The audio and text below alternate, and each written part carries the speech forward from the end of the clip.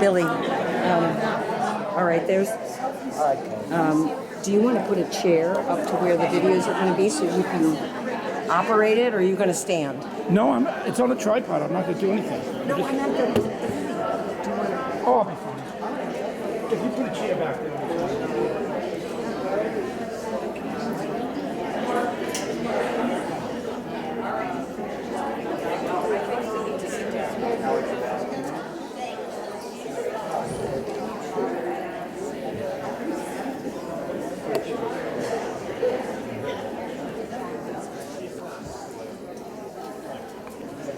Everyone, before we begin, I'm going to ask you all to make sure your cell phones are turned off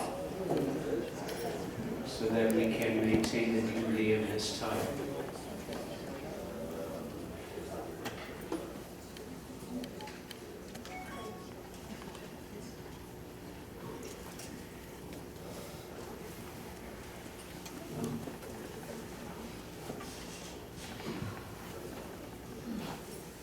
God of life, amidst the ceaseless tides of change which sweep away generations, your living Spirit remains to comfort us and give us hope. Around us is life and death, decay and renewal, the flowing rhythm that all things must obey. Our life is a dance to a song we cannot hear. Its melody courses through us for a little while, then seems to cease. From where does the melody come and to where does it go? This question, like so many others in our lives, seems to be without an answer. And so in moments of darkness and in moments of light, we turn to you, the source of life, the answer to all its mysteries. God, what is a human being that you are mindful of him? What are mortals that you take note of them? We are like a breath in our days, like a passing shadow. Like grass we flourish in the morning and are renewed. In the evening we fade and wither. Therefore, teach us to number our days that we may obtain a heart of wisdom. The dust returns to the earth from which it came, but the Spirit returns to God who gave it. In this moment, aware of our fragile and temporal nature, we pause to reflect on the meaning of love and loss and of life and death. We are taught birth is a beginning and death is a destination. Life is a journey, a going and a growing from stage to stage. We are taught to everything there is a season and a time for every purpose under heaven. A time to be born and a time to die. A time to be young and a time to be old. A time to be ignorant and a time to learn. A time to be foolish, and a time to be wise.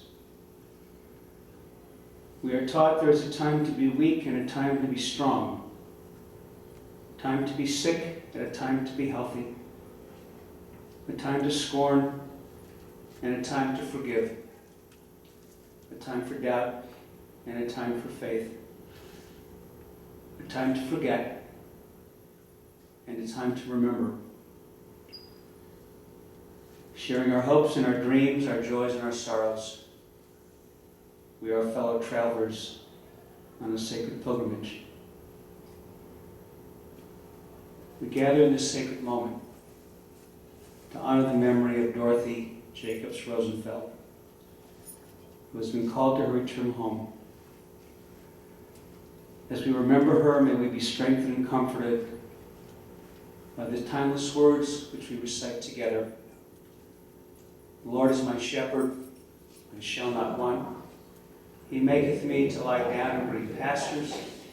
He leadeth me beside the still waters. He restoreth my soul. He leadeth me in the paths of righteousness for his name's sake. Yea, though I walk through the valley of the shadow of death, I will fear no evil, for thou art with me. Thy rod and thy staff, they comfort me. Thou preparest a table before me in the presence of my enemies. Thou hast anointed my head with oil, my cup runneth over. Surely goodness and mercy shall follow me all the days of my life, and I shall dwell in the house of the Lord forever. The sage Ben Sira once taught, fear not death, we are destined to die. We share it with all who ever lived, and with all who ever will be. Therefore mourn the dead, do not hide your grief. But when the dead are at rest, let their memory rest. Be consoled when the soul departs. For death is better than a life of pain, and eternal rest is better than constant sickness. Seek not to understand what is too difficult for you. Search not for what is hidden from you, and be not overoccupied with what is beyond you. You have been shown more than you can possibly understand. As a drop of water in the sea, as a grain of sand on the shore, these are our few days in eternity. The good things in life last for a limited time, but a good name endures forever.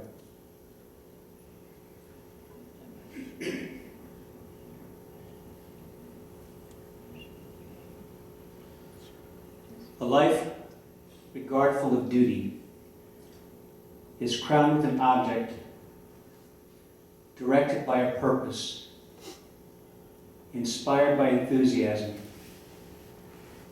until the very humblest routine carried out conscientiously is elevated into moral grandeur. And the most obscure office filled conscientiously at the bidding of God becomes an imperial stage on which all the virtues play.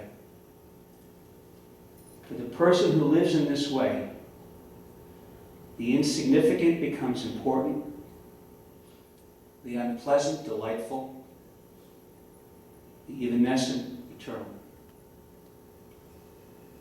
This afternoon, as we gather to remember the life of Dotty Rosenfeld and to honor her memory, these words by the late British clergyman F.W. Faber beautifully summarize what motivated and energized Dotty throughout her life. Whether it was inspecting airplane parts in a factory during World War II as a teenager, or keeping up with Mayer as they went hiking together while they were dating, teaching myriads of pupils during her career as a teacher, both in public and private schools, or slowly and methodically walking this lobby every morning with an aide to try to stay as strong and as ambulatory as she could. Dotty was always about duty and about diligence. A petite woman energized and driven by a huge amount of determination, fortitude, and good old-fashioned pluck. Dorothy Jacobs Rosenfeld was born in 1925 in Cleveland to Abe and Anna Jacobs. Her mother was an immigrant from Hungary was a dedicated wife and mother, and her father was by trade a cabinet maker. When the Depression began and people didn't need his services as a cabinet maker, he began to sell fruit from a wagon and did other odd jobs to help support the family. And yet, as difficult as it was for Dotty's family, they always knew that there were others who had it even harder than they did. In later years, Dotty would recall those times and how she learned the importance of tzedakah from her own mother, and how fortunate she felt to be able to pay it forward with her late husband, Meir. When she and Meir set up their fund at the Jewish Foundation, she wrote, "During the Depression, I watched my mother put money in the pushki for the poor. Once a month, a man dressed in black with a long beard would come to our house with a special key to open the box and take out the money. I was so proud of my mom because as little as we had, Mom always felt there were others in greater need. While my husband Meir was director of the Jewish Center, no one who wanted to become a member or needed help for their children to go to the day camp or preschool, no one was turned away. Meir felt it was too difficult for Jewish people to ask for a handout, so he never asked for any proof of need. Our family motto has always been, give to help others live." Yet despite the economic hardships, Dotty had a happy childhood, enriched by close family ties and the enjoyment that she and her sister had whenever they would sing together. Dotty graduated John Adams High School in Cleveland and had her sights set on attending OSU. It was during the war and needing to make money for tuition. She worked as a waitress during the school year. But one summer she took a job as a quality control inspector in a factory making parts for military airplanes. Thanks to her innate diligence and fastidiousness, making sure the parts she inspected were flight-worthy, she helped make sure that flight crews had the best and safest equipment possible. And she showed how right Reverend Faber was. To one who lives a life of duty, the insignificant becomes important. Indeed, the crews flying those airplanes never knew Dotty Jacobs, but they certainly should have been thankful that people like her made sure that the parts in the airplanes met her very discerning standards. Pursuing her interest in social work, Dotty graduated OSU with a Bachelor of Arts degree in social work. She met Mayor Rosenfeld, her husband-to-be, when she took a class with him. He was an instructor at OSU.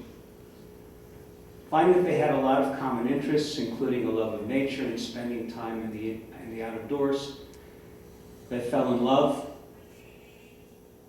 Mayor proposed to Dotty in the hotel room of her friend Ruth Showhouse, who, thank God, is here with us today. And they were married for 55 years, until Mayor's passing in 2003. Mayor and Dotty raised two very devoted daughters, Robin and Kieran, who in turn blessed them with grandchildren and later great-grandchildren. After they married, they moved to Kansas City for a short while and then moved here to Columbus. The mayor was offered the position of running the Jewish Community Center, a position he accepted and held for 25 years.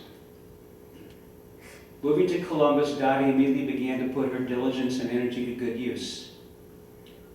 Working at the original Jewish Home for the Aged on Woodland Avenue, predecessor of Heritage House, as well at the Jewish Center Summer Day Camp, she went back to school to earn her Bachelor of Science degree in education. And once achieving that degree, she launched a long and wonderful career in education, teaching the Columbus Public Schools for many years and finishing her career as a reading teacher at St. Philip the Apostle School. She also shared her pedagogic knowledge and skills as a teacher in Temple Israel's religious school, where she also served as principal for a while. She decided that when Mayor retired, that she would also retire. When he passed away in 2003, she decided to sell their house and move into Bexley House, where several close friends of her were living. But then Dorothy suffered a stroke, broke her shoulder. Mobility issues and other health challenges that now confronted her, along with the advice of her good friend Molly Lakin, convinced her that it wouldn't be so bad if she moved here to Heritage House. And so she did. What might have been a slow decline into depression, withdrawal, and an early demise was just the opposite.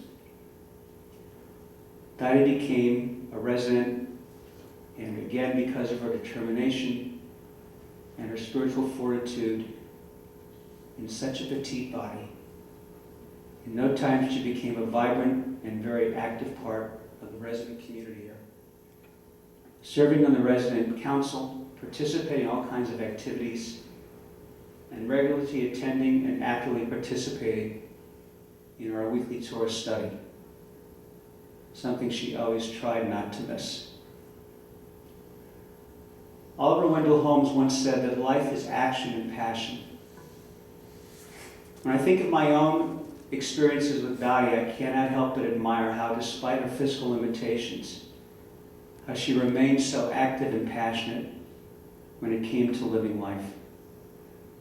She may not have been so ambulatory as she once was in her younger years, but in a heated discussion about politics or religion, you could almost see fire coming out of her eyes when she articulated a position about which she strongly felt. That energy and that passion made her hold on to life for as long as she could, and amazed so many of us. We expected her to be gone weeks before she actually left us. As we come together this afternoon to remember her and honor her memory, we extend our condolences to her family, her immediate family, her extended family, her many friends, and her many admirers. A story is told of an elderly lady who was asked by a young child if she was young or old. The elderly woman smiled, took the child's hand, looked at her, and gently said, "My dear, I have been young for a very long time." And that's the way I would suppose a lot of us will remember Dotty. She leaves a legacy of youthfulness that was energized by ageless passion, mindfulness of duty, diligence and determination. May each of us be worthy of that legacy. And may her memory be a blessing to all of us who knew her, who loved her, and admired her. And we say, Amen.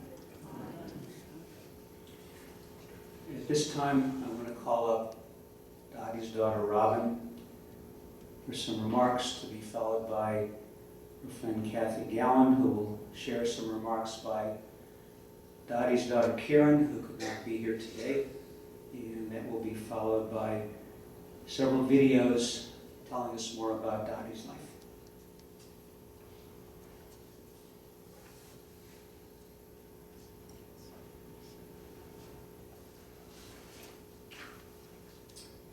If Stevie Smith jumped off a roof, would you jump off? Be careful, your face might freeze like that. We don't say shut up, we say be quiet. These were but a few of the momisms that I grew up hearing. And although I'm sure you all heard them from your own parents, when I was growing up, I was sure that my mother had invented each and every quote. One I heard a lot was, "You catch more flies with sugar than you do with vinegar." To which I frequently replied, "Who wants flies?" This may come as a shock, but I had kind of a smart mouth. These little quotes were but one of the many parenting techniques employed by my mother. She also used her eyes a lot. If If my sister and I got to giggling during Shabbat services, my mother would give us the look. And I don't know how she did it, but she could actually make her eyes move back and forth rapidly. And it always stopped that giggling in its tracks. It was one of her many superpowers. And yet, she could look at you with those same eyes with such love that there was no doubt that she would forgive any transgression. That look of unconditional love is one of the many things I will miss about her. Mom was always very involved in our lives, maybe a little too involved at times. I mean, how many mothers do you know who have their daughter paged at Howard Johnson's while she's out with friends? True story. Robin, you might have been there. Anyway, she claimed when I answered the phone, embarrassed, she just wanted to see if I was having a good time. I'm sure she wasn't checking up on me. Mom had a way of making you feel like you were on top of the world. You'd walk into the room, her eyes would light up, and she'd say, "Hello, darling, you look so beautiful today." And the next day, she could knock you right off that pedestal by saying something like, "You know, you could stand to lose a few pounds."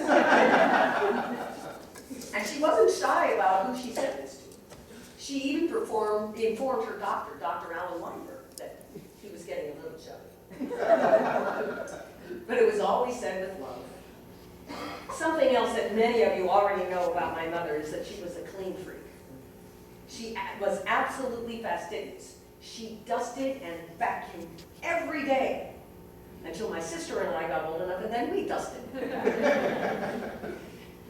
No bed ever went unmade, no pillow unfluffed, no dish unwashed. She even used to clean up sinks in public restrooms. I'm not kidding about this. She just couldn't walk away from a mess, no matter who made it. My cousin Bill used to joke that if Mom wasn't home and you dropped food on the floor, she'd still know because her dirt alarm would go off. Probably not far from the truth. And this quality stayed with her almost to the end. Even when her vision was failing, she could still see the tiniest speck of dust on the floor of her room here in Heritage House. And then she'd point to it and say, "Would you pick that up for me, please?" Mom loved the arts. She started taking Karen and me to plays and concerts when we were toddlers. And around our house, there was always lots of singing and dancing. My sister and I, along with our cousins, used to put on shows for the family. I directed. And we even charged admission. Mom also used to love to talk in accents. She and I would frequently have entire conversations with a British or a Yiddish or a French accent. She was also an amazing teacher. She spent most of her career teaching reading in a van parked outside St. Philip's School.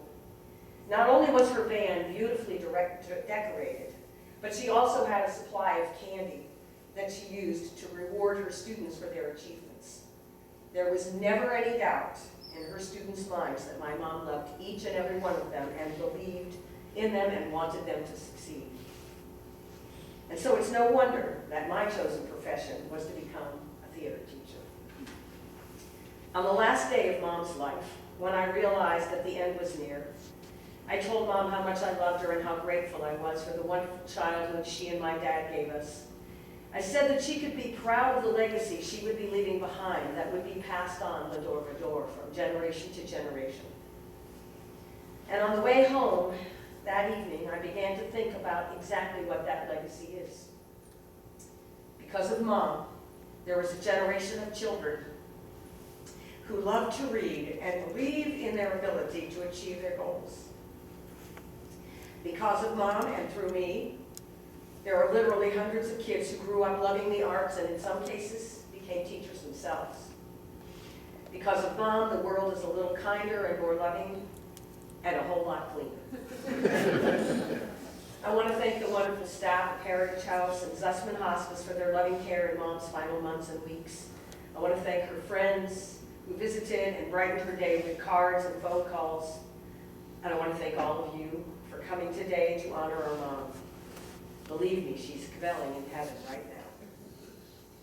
I also want to mention that back on the table where the pictures are, there's a basket with handkerchiefs, because if you knew my mom, you know that she loved to use handkerchiefs. And so I would invite any of you who would like to take a little memento to help yourself to one of the handkerchiefs. My sister Karen, as you heard, could not be here from Hawaii, but she is certainly here in spirit, and has asked our mom's treasured friend, Kathy Gallen, to read her eulogy. How do we begin to thank Kathy for visiting Mom for years, practically every Sunday, and brightening her life, not only at Heritage House, but at Friends and Teachers Together? Karen is so thankful, too, for Kathy helping implement an exercise program for Mom.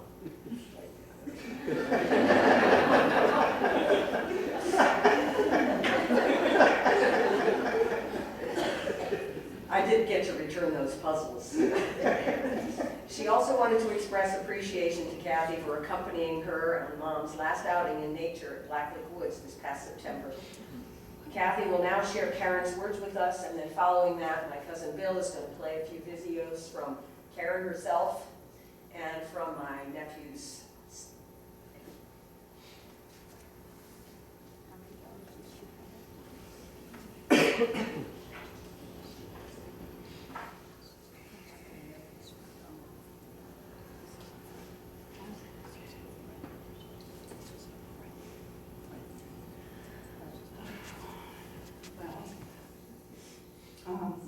I'm very honored to read Karen's tribute to her mother. I will do my best. Just need a second.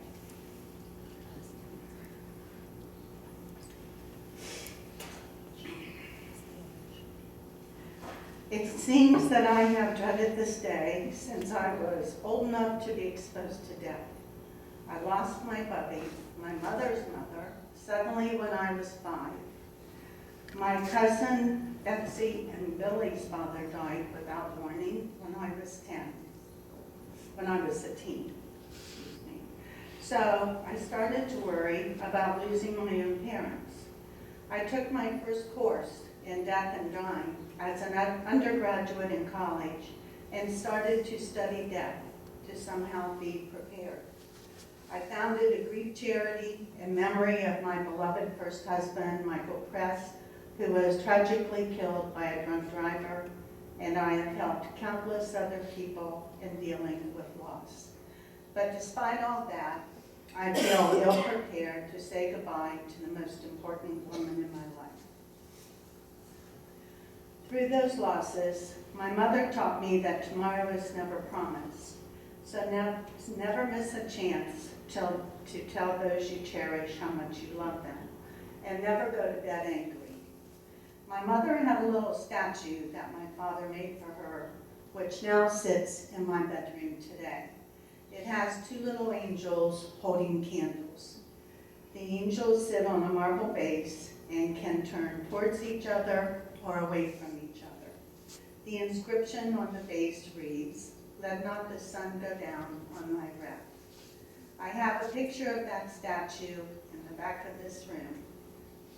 That was one of countless lessons. Every child ponders what they want to be when they grow up. In addition to wanting to be in a helping profession, I always wanted to grow up to be my mother, to be just like her. And wow, was she a hard act to follow. She seemed to juggle it all, being an amazing wife, mother, daughter-in-law, sister, aunt, mother-in-law, homemaker, grandmother, friend, and professional. As a child,